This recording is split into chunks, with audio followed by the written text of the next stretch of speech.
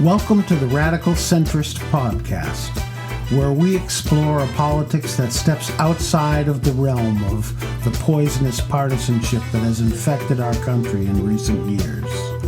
And we seek ways to place the American voice, the American idea, above tribalism, partisan politics, and blind allegiance to ideology.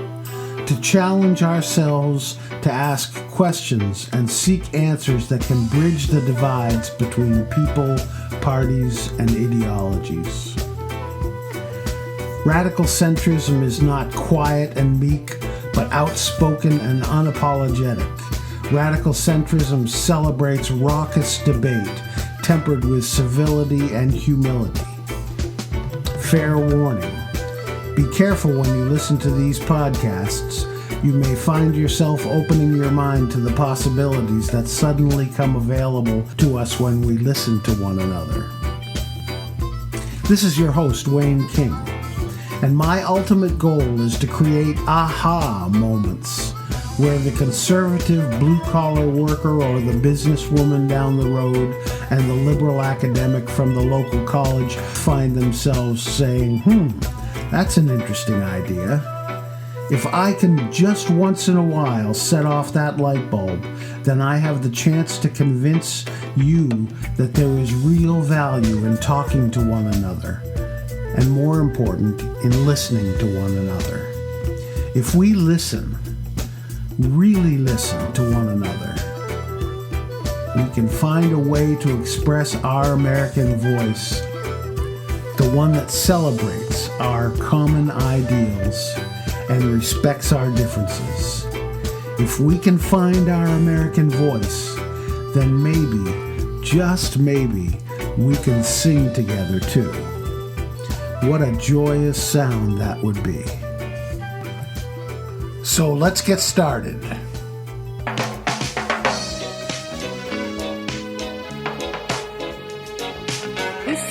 Dedicated to the people of the world and all its inhabitants.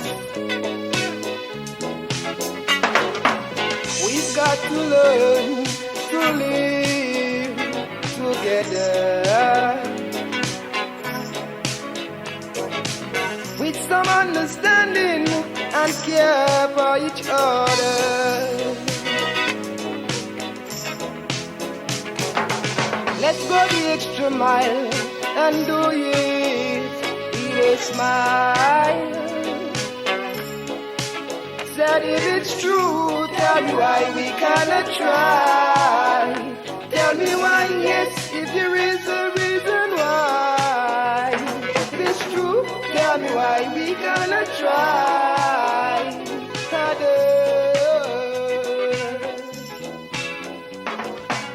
We always feel that there is something sweeter. Ouch! Got to realize that we could do a bit better.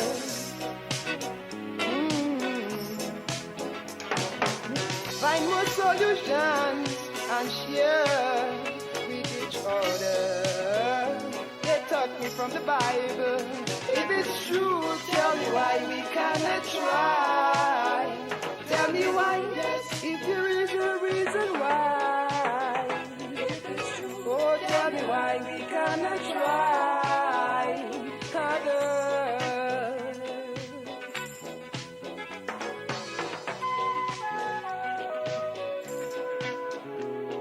They'll share the wealth that Jah gave to man for his children. If it's true, tell me why we cannot try. Tell me why, yes, if there is a reason why.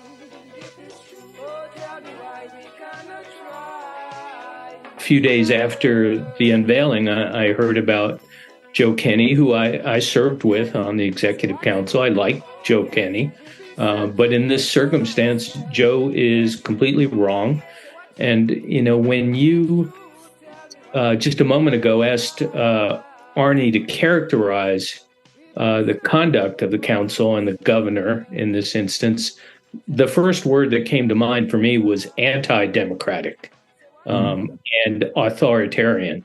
Yeah. And I think if they think about it, that's really what they oppose about communism is the authoritarian Stalinist conduct of some of the communist leaders.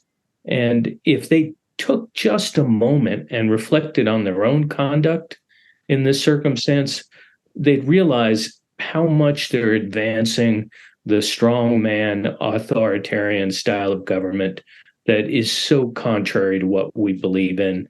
And I'll say this, I think in this instance and in many others, Arnie and Mary Lee are being patriotic by remembering and documenting our history, something that those in power often try to avoid doing. That is the voice of Andru Volinsky, Attorney Andru Volinsky, who is representing Arnie Alpert and Mary Lee Sargent, the litigants in a lawsuit against the state of New Hampshire to restore the Elizabeth Gurley Flynn Rebel Girl historic marker, which was removed shortly after it was put up at the insistence of Governor Sununu and Executive Counselor Kenny.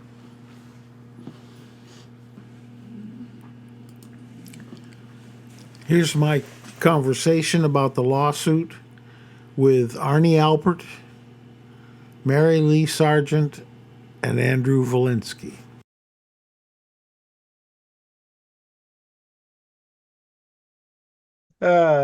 I am honored to be here today with three people that I think are icons of civil and human rights, not only in New Hampshire but everywhere in our era, and to talk about another civil rights and human rights icon, Elizabeth Gurley Flynn.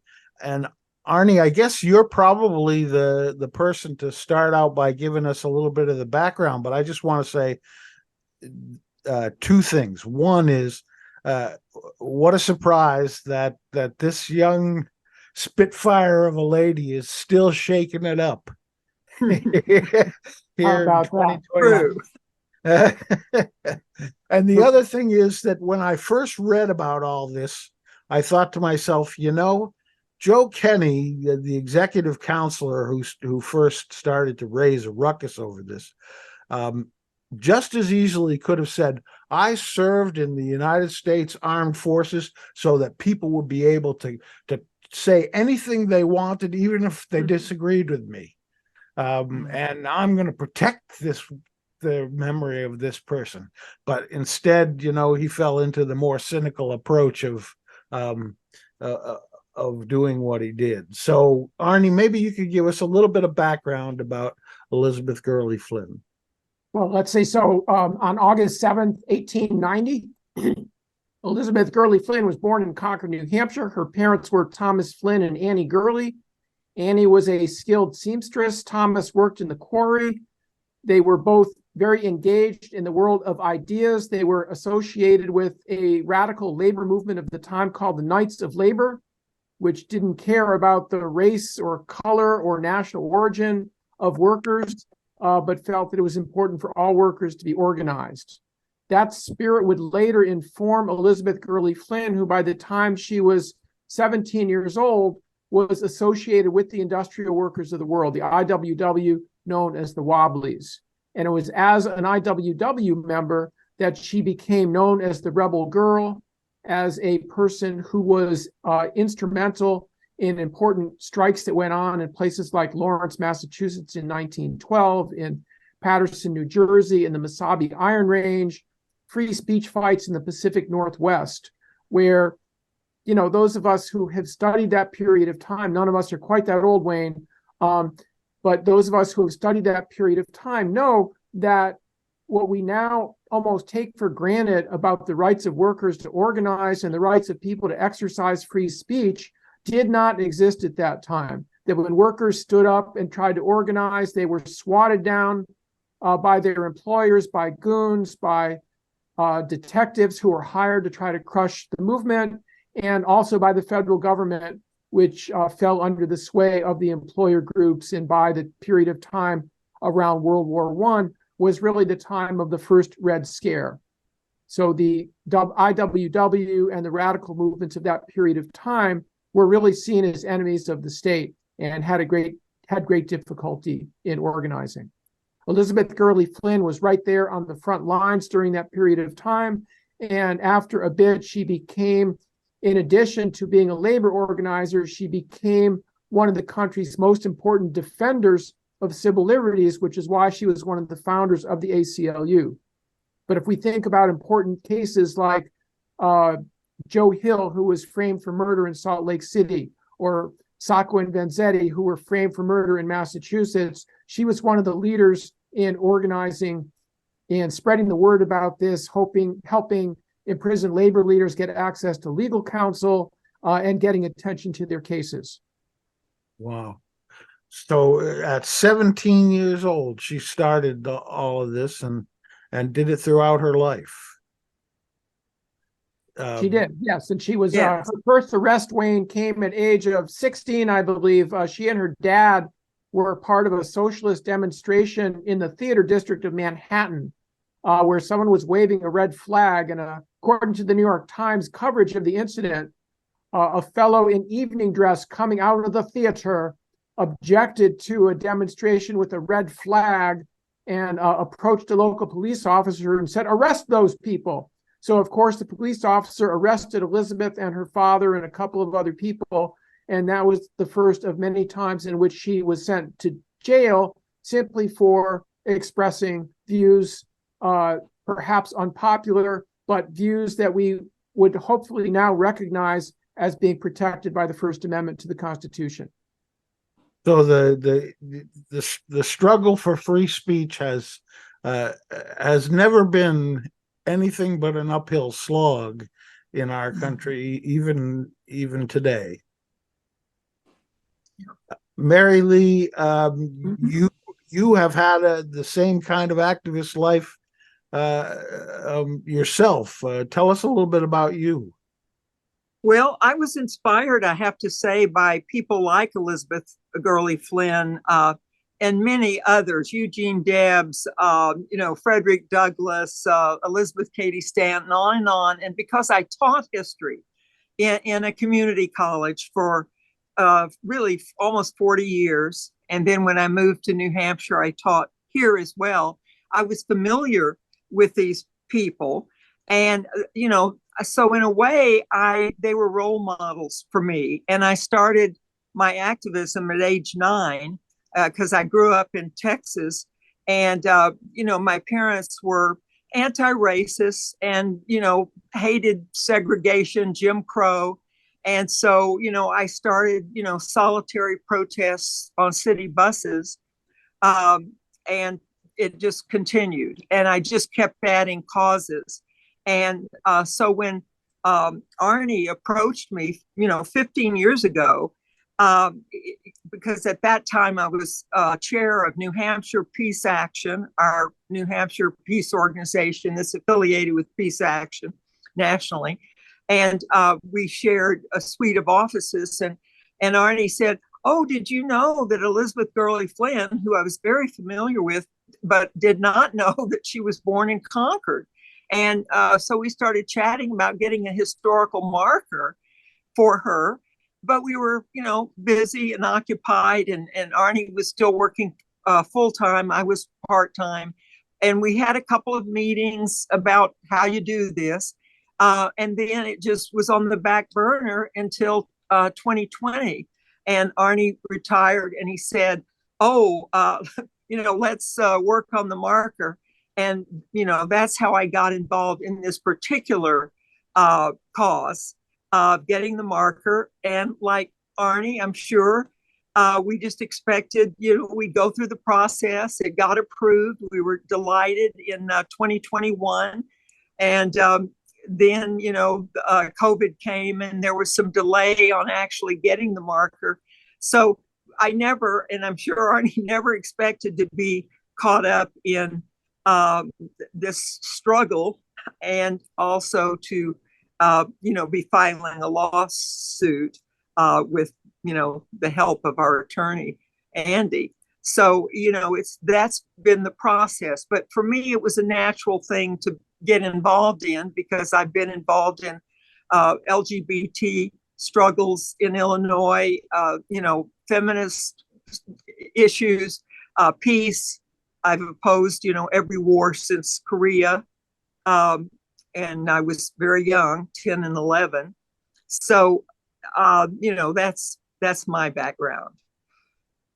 So you did you realize, Arnie and Mary, that what you were doing was sort of below the radar in the beginning, or did you expect fireworks right from the start? I'll just answer and then have Arnie. I expected criticism, but I didn't expect, by fiat, the governor to order the commissioner of, the Department of Culture, Natural and Cultural Resources to remove it and go against their policies and, go against, the protocols that were set up. So no, I did not really, I expected critique, but not removal of the marker. And so Arnie has his own. Wayne, you may remember your former state Senate colleague, Bert Cohen, once won approval for a plaque honoring New Hampshire veterans of the Abraham Lincoln Brigade to be put up on the wall in the Hall of Flags at the State House. And after that was approved and Senator Cohen ordered the marker, when it came, there were people who said, wait a minute, the people who stood up against fascism and joined the Abraham Lincoln Brigade and went to Spain to fight, those people included people who were communists and anarchists. We don't want to have a plaque honoring them up in the Hall of Flags. And the plaque was, before it was even put up, it was taken away and hidden off in a closet somewhere. So I was certainly aware that something like that could happen in this case. And that's why we were quite happy when the marker was approved, when it was ordered, and when it was put up at the corner of Court Street and Montgomery Street, around the corner from where Thomas Flynn and Annie Gurley were living when Elizabeth was born in 1890. And did you have sort of advanced warning that Sununu was going to make a political issue out of this? No, I think we were taken by surprise when we heard 2 days after the marker was unveiled and dedicated that it had become a topic in that week's meeting of the Executive Council, and that all of a sudden it was getting talked about a lot in ways that were being talked about by people who had relatively little knowledge of what had actually happened.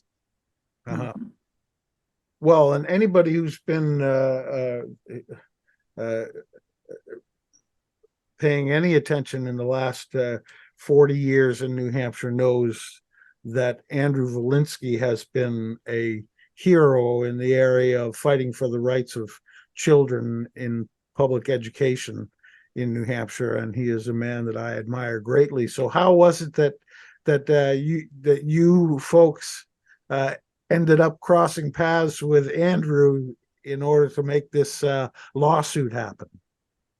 Andru. Well, when Andru ran for executive council the first time, he made a solemn pledge on the campaign trail. He said, if I am elected to the executive council while I am serving in office, I will not sue the state of New Hampshire. And it was a pledge he kept. Since he was no longer serving in office, after the marker was taken down and the controversy erupted, I gave him a call one day, and I was not surprised that he had been following the story. Andru, you want to? That was not the first I heard of this.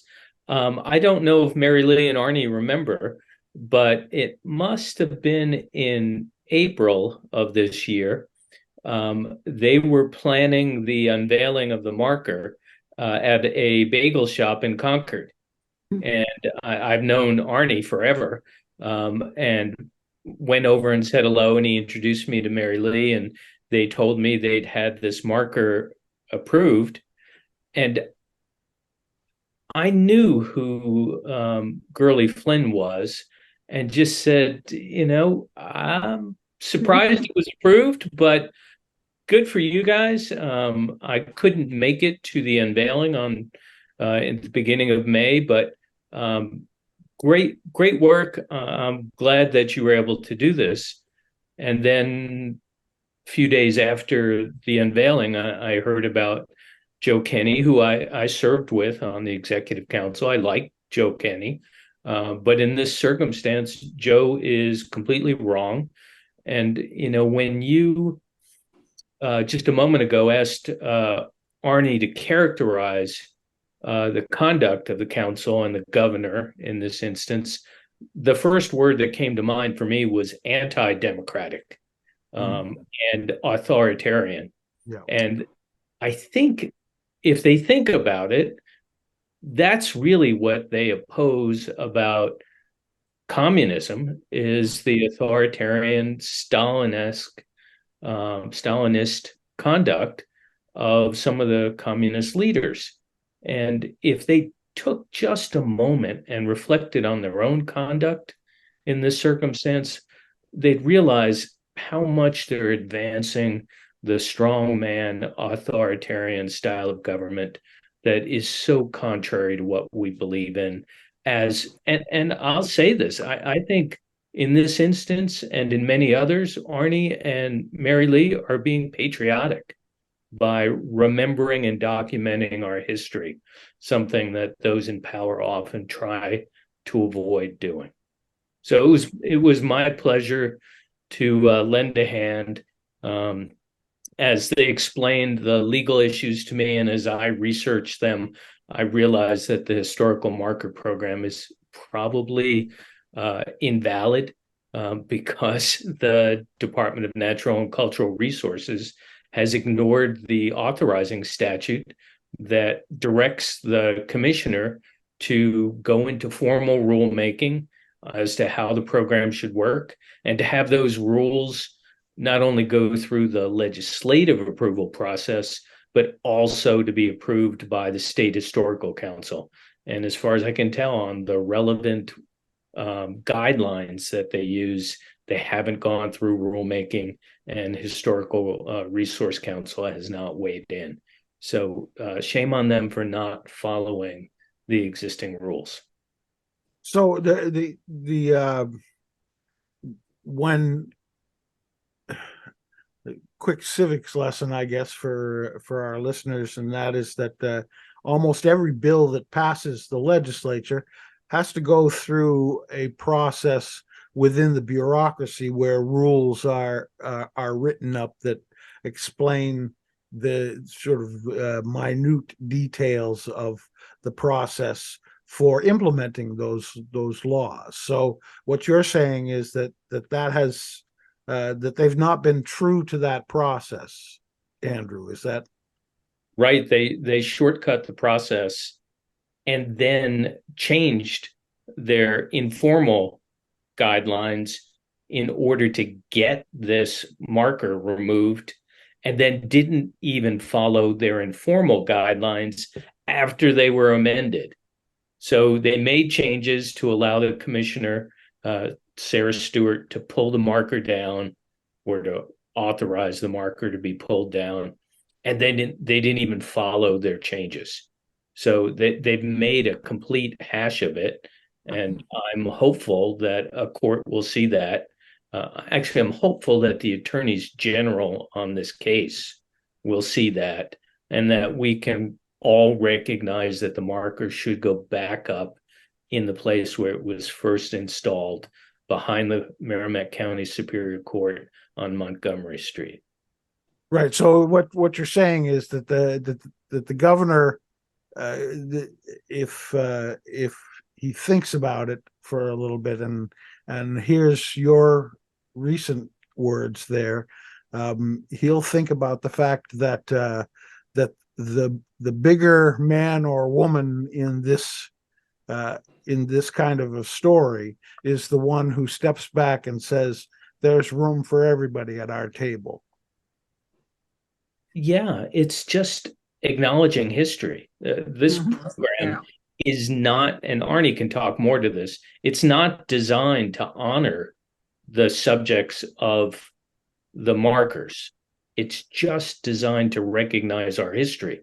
So, Arnie, there's the marker of the two UFO people in the southeastern part of the state. I don't think anyone's arguing that they're worthy of a state honor because they claim to have seen a UFO in Rockingham County. But I think it was Benny and Betty Hill, but and that's it. Yeah. And they do deserve to be honored. Okay. They were actually civil rights activists. They were a racial couple who were members of the Seacoast NAACP, for which they deserve honor. I'm not sure about the UFO thing, but it's an interesting thing. It's an interesting story. And Wayne, the purpose of the historical marker program, as it's described by the Division of Historical Resources, is to illustrate interesting and important episodes in New Hampshire history. And we believe that the birth of Elizabeth Gurley Flynn is sufficiently significant from a historical perspective that her birthplace should be recognized by a historical marker. And it's an interesting challenge. You might try it sometime, Wayne, because you're a guy who cares about history and cares about words. Take a look at the Division of Historical Resources guidelines for proposing markers. It's a very challenging little exercise where you get only a certain number of characters on a limited number of lines to try to summarize why a person, an incident, or a location deserves this special recognition. And it's not that easy of a thing to do. But so we had to try to figure out, what do we say about Elizabeth Gurley Flynn that can fit on this particular marker within those constraints? And that's what we came up with. And let me tell you one other thing, Wayne, is that when we wrote the draft, which is required in the application or nomination process, we talked about whether we should mention the fact that she joined the Communist Party. It's my contention that that is not why she was the primary reason why she is historically significant, but it is a fact about her life. And if we had neglected to put that on the historical marker, we could have justifiably been accused of trying to hide an important element of history from this story.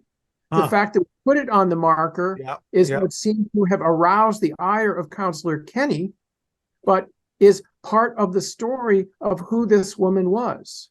And I would rather have people asking the question now, why did people join the Communist Party and what did they experience, rather than just going, communists, we don't want to talk about that. We don't want to recognize that that actually was part of American history and part of New Hampshire history. Just like all these historical markers were. I just wanted to add one thing, and that is that I have always been aware that the Cold War, unfortunately, distorted most Americans' understanding of communism, which is very complicated. And the Communist Party of the USA, of course, never had political power, so they didn't have the power to be authoritarian.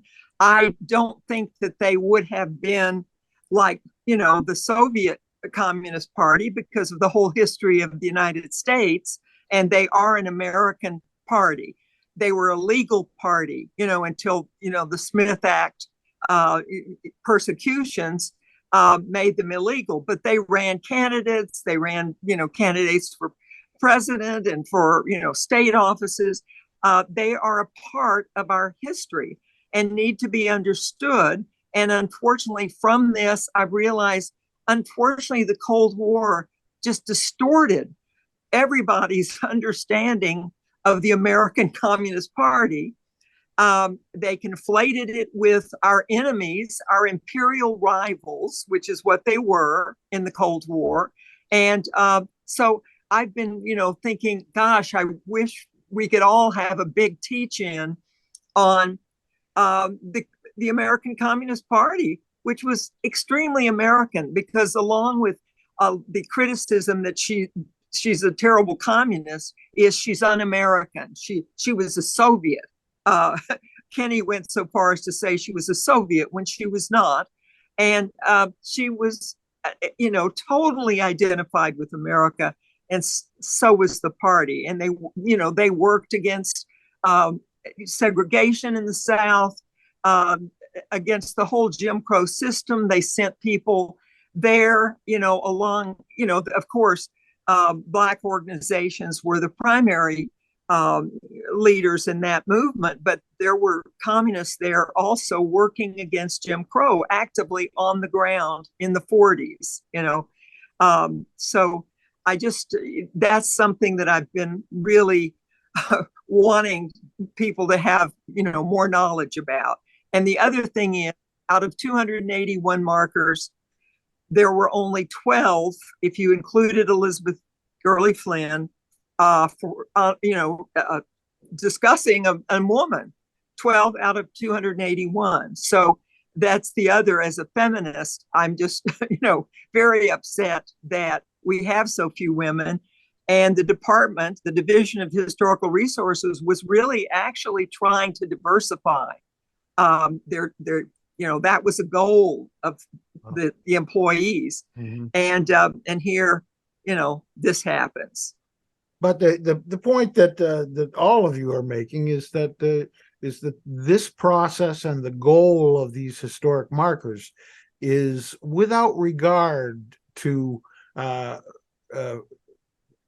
whether or not you favor them. I get up every day, and the first historic marker that I drive past is for Robert Rogers. Well, Robert Rogers, for Joe Kenny, he'll be happy. He was the founder of the Rangers, the Army Rangers.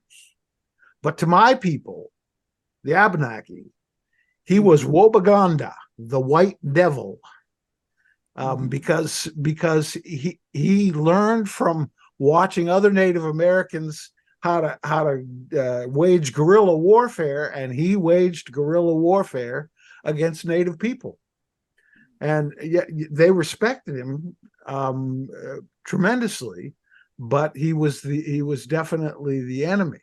And so here you have a historic marker that at least could be seen as an offense against a number of folks who are living here. But we live with it because the history is the important part of it.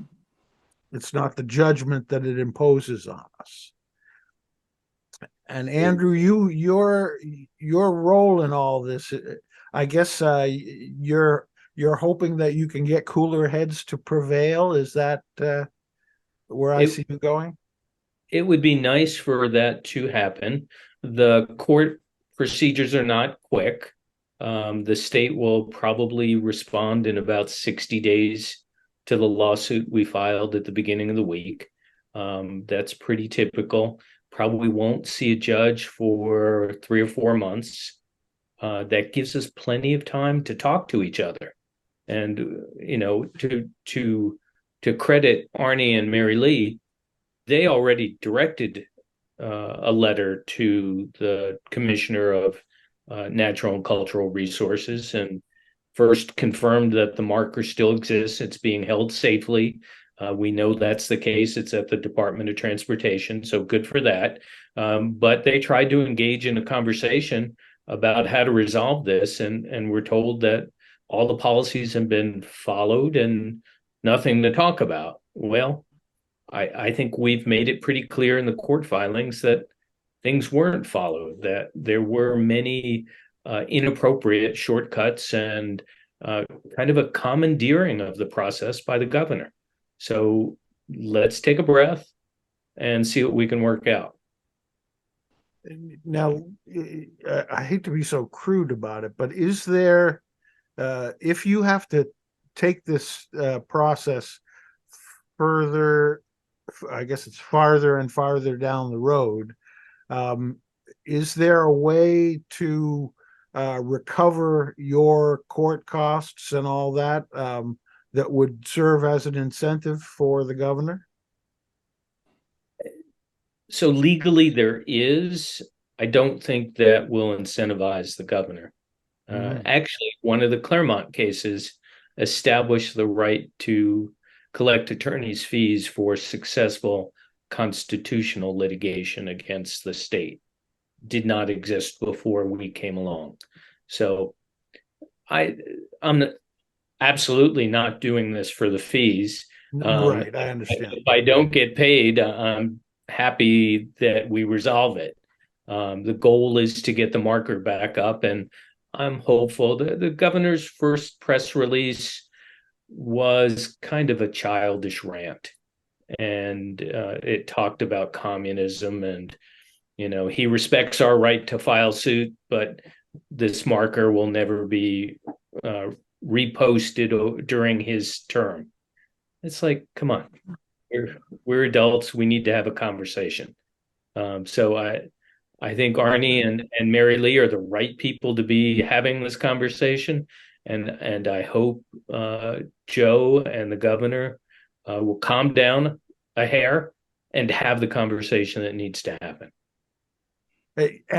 And Andrew, I think you're right that these two are the right people to do this. I want to say that Arnie Alpert is a fellow that I have admired for a very long time. And part of it is because when you mention Arnie to people, even people that disagree with him about everything else, they don't turn into a hissing, spitting monstrosity. They smile and say, "Oh yeah, Arnie, boy, he's a good guy." Arnie fights with his heart. Yeah. True. I agree. So you've got the former director of the American Friends Service Committee and a retired history teacher. They should sit down with them. Yeah. So is there something that we can encourage citizens to do that might have an impact? One thing I will say, and I want Arnie and Andy to comment on this too, is that I've been actually surprised at how much support we have gotten. Letters to the editor, news articles, media coverage. And, when the suit was filed, so far I've tracked, 30 or 32 articles in newspapers and media outlets and online sources. And my favorite was it ended up in the London Daily Mail, which I just thought was great. And I sent it to all my friends in England and Scotland. But I think the response has been, and for different reasons. Some it's the arbitrariness. For others, it's the feminist element of taking this down for a woman and having political ideology, which should not be a part of the program, be in play here. Conservative, totally anti-radical history perspective dominating this. And so it's just been interesting to see all the different reasons that we've gotten the support we have. So in terms of your question, I think just having people, call and write letters and, register their opinion to continue putting the pressure on them. Because as an activist, I've always, this sounds mean and punitive, but you want to exact costs from those who are, acting in a tyrannical, undemocratic, as Andy pointed out, way. I want to exact costs that they have to read these letters, Wayne, the other thing about this that's been interesting is that since the marker was taken down, the irony is that, I wouldn't say everybody in New Hampshire, but a whole lot more people know who Elizabeth Gurley Flynn was than they did before. Yeah. And then they would have had the marker simply been left there at the corner of Court and Montgomery Street, which frankly is not a heavily traveled corner in the city of Concord. It does happen to be around the corner from where she lived, so that made sense for that to be the location. But this upsurge of interest in the story has led to hundreds, thousands, tens of thousands of people learning a little bit about Elizabeth Gurley Flynn, learning about how people can be civically engaged. And maybe it hasn't reached up to the North Country yet, but scattered around Concord, at least now, there are people who have yard signs in front of their houses with replicas of the Elizabeth Gurley Flynn historical marker. Oh, that's great. And people have been making signs and putting them up at what Mary Lee and I call Flynn Corner, the corner of Court and Montgomery Street, with slogans that say things like "You can't erase the rebel girl," and they get taken down and then they get put back up again. So it's been a very interesting little upsurge, which is sort of more characteristic of the way social movements operate than simply the way conventional politics takes place. So are these signs something that people can order, or are they being made by people themselves?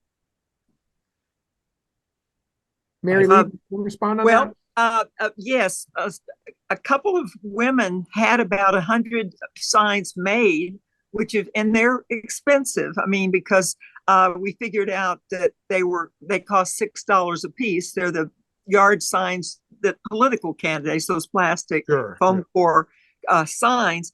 And, so it's an outlay of money. And so I don't think the people who initiated it have reordered them.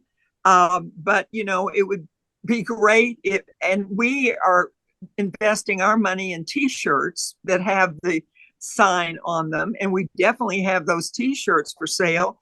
But the signs have mostly been, distributed and are around in people's yards. And we don't have plans just for financial reasons, because it's, several hundreds of dollars, and so right now the signs, have been distributed.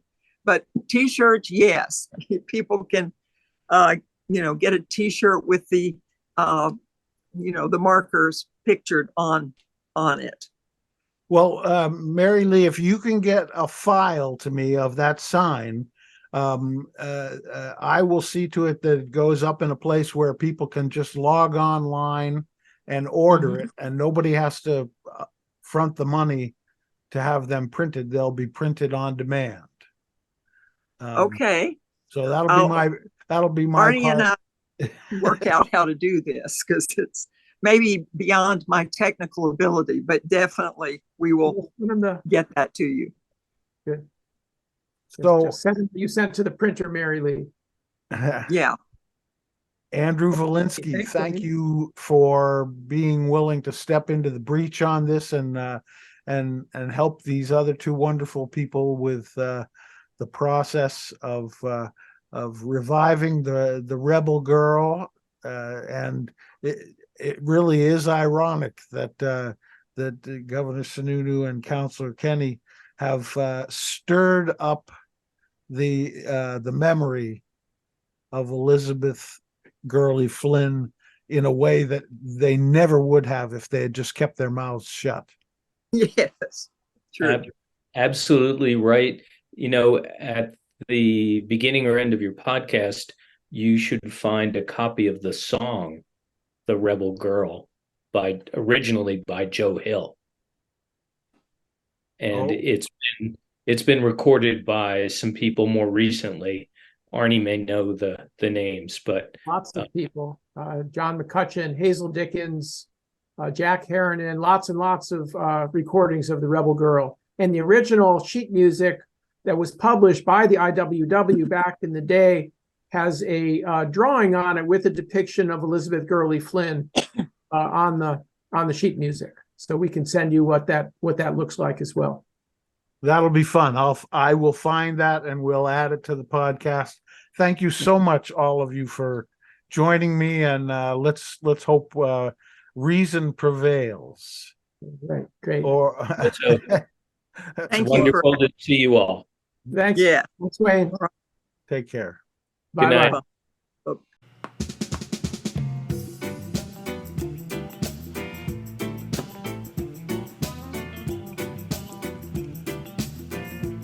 My thanks to Mary Lee Sargent, Arnie Alpert, and Andru Volinsky, Attorney Andru Volinsky, for speaking with us about the efforts to reinstall the Rebel Girl historic marker for Elizabeth Gurley Flynn. Let's hope that reason prevails and that Governor Sununu will not want to waste state resources on a legal battle that he is most likely to lose.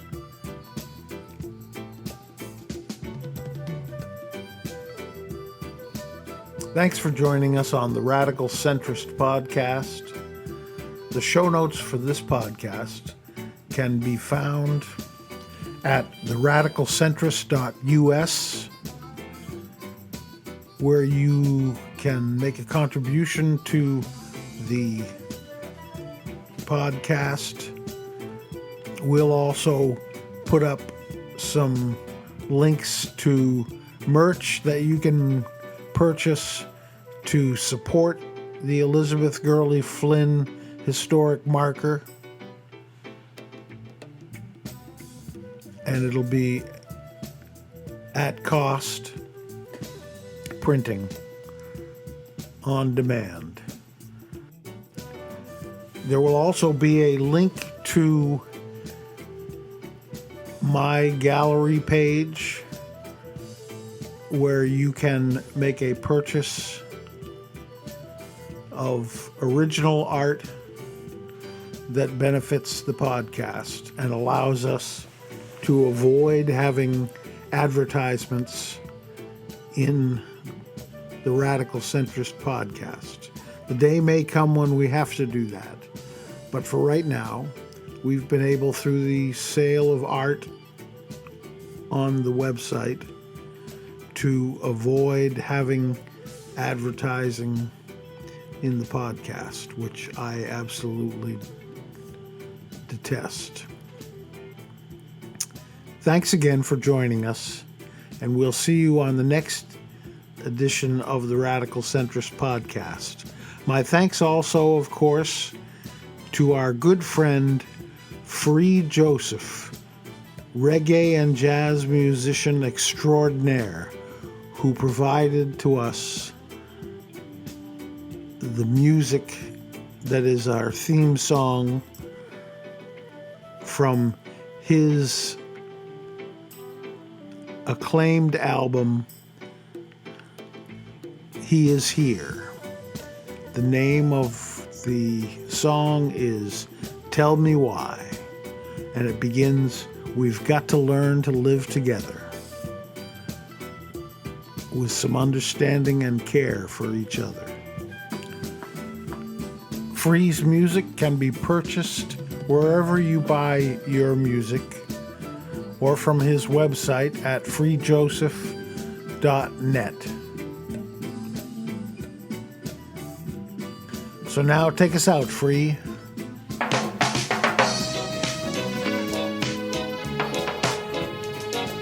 This song is dedicated to the people of the world and all its inhabitants.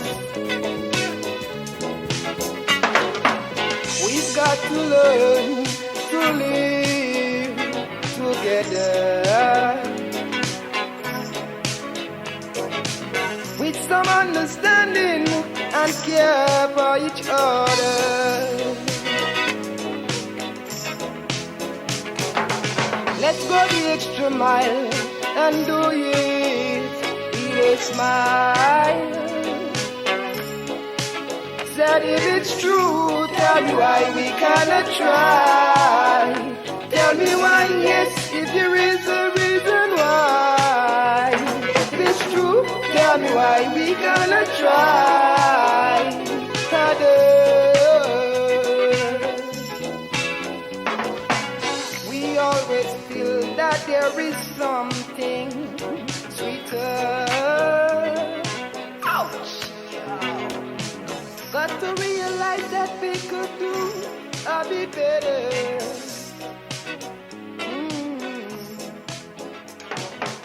Find more solutions and share with each other. They taught me from the Bible. If it's true, tell